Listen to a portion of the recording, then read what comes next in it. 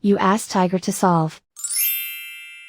This deals with linear equations with one unknown. The final result is y equals -5.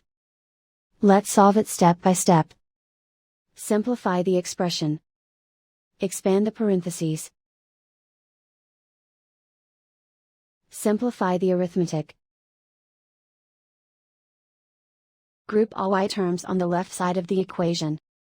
Subtract 5y from both sides. Group like terms. Simplify the arithmetic. Group like terms. Simplify the arithmetic. Group all constants on the right side of the equation. Add 24 to both sides. Simplify the arithmetic.